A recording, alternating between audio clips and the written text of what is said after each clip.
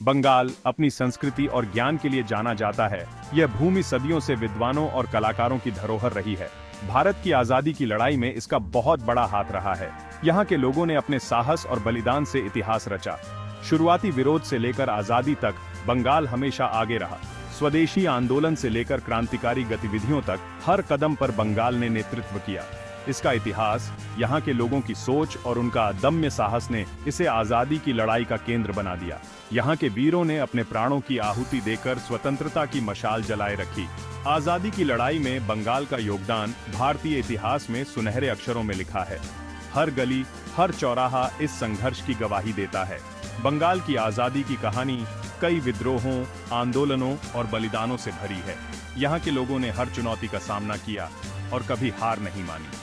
इस क्षेत्र ने ऐसे नेता, विचारक और क्रांतिकारी दिए जिन्होंने राष्ट्रवादी आंदोलन को दिशा दी।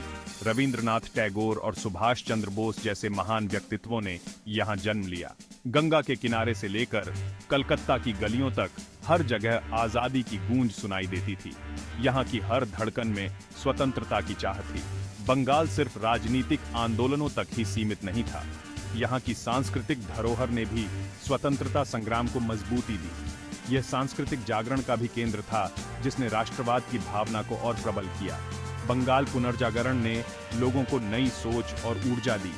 साहित्य, संगीत और कला लोगों को जोड़ने और प्रेरित करने के शक्तिशाली माध्यम बने। इन माध्यमों ने स्वतंत्रता की भावना को जन जन तक पहुंचाया। बंगाली बुद्धिजीवियों और कलाकारों ने राष्ट्रीय चेतना को आकार देने में महत्वपूर्ण भूमिका निभाई। उन्होंने अपने विचारों और कृतियों से लोगों को जागरूक किया और स्वतंत्रता की ओर प्रेरित किया। 1905 बंगाल और भारतीय स्वतंत्रता संग्राम के लिए एक महत्वपूर्ण मोड़ था। यह वह वर्ष था जब बंगाल का विभाजन हुआ, जिसने पूरे देश में हलचल मचा दी। बंगाल का विभाजन, जिसका उद्देश्य धार्मिक आधार पर प्रांत को बांटना था, ने विरोध की आग भड़का दी। इस विभाजन ने हिंदू और मुस्लिम समुदायों के बीच दरार डालने की कोशिश की। इस औपनिवेशिक चाल का व्यापक विरोध हुआ। लोग सड़कों पर उतर आए और हर कोने में विरोध प्रदर्शन होने लगे। इस विभाजन ने स्वदेशी आंदोलन को जन्म दिया, जो भारतीय राष्ट्रवाद की एक मजबूत अभिव्यक्ति थी। यह आंदोलन केवल राजनीतिक नहीं था, बल्कि सामाजिक और आर्थिक भी था। इस आंदोलन ने ब्रिटिश सामानों के बहिष्कार और स्वावलंबन का आह्वान किया।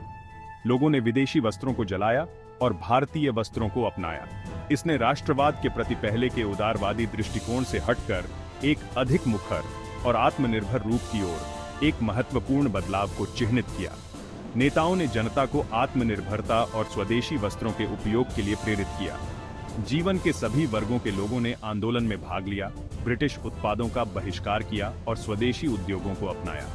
किसानों, व्यापारियों और छात्रों ने एकजुट होकर इस आंदोलन को समर्थन दिया। स्वदेशी आंदोलन केवल एक आर्थिक बहिष्कार नहीं था, यह एक सांस्कृतिक जागृति थी। इसने भारतीय कला, संगीत और साहित्य को पुनर्जीवित किया। इसने भारतीयों के बीच एकता और राष्ट्रीय पहचान की भावना को बढ़ावा दिया। लोग एकजुट होकर अपने देश की स्वतंत्रता के लिए संघर्ष करने लगे। इस आंदोलन ने पारंपरिक भारतीय उद्योगों और हस्तशिल्प को पुनर्जीवित किया। स्थानीय कारीगरों और उद्योगों को प्रोत्साहन मिला। इसने भारतीय संस्कृति और विरासत में गर्व की भावना पैदा की। लोगों ने अपनी जड़ों की ओर लौटने का संकल्प लिया।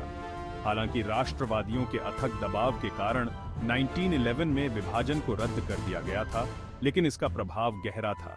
इसने भारतीय स्वतंत्रता संग्राम को एक नई दिशा दी। इसने भारतीयों की एक पीढ़ी को कट्टरपंथी बना दिया और स्वतंत्रता के भविष्य के संघर्ष की नींव रखी। युवा पीढ़ी ने स्वतंत्रता के लिए अपने जीवन को समर्पित कर दिया। विभाजन से ज्वलंत प्रतिरोध की भावना आने वाले दशकों तक आंदोलन को हवा देती रही। यह भावना भारतीय स्वतंत्रता संग्राम की आत्मा बन गई।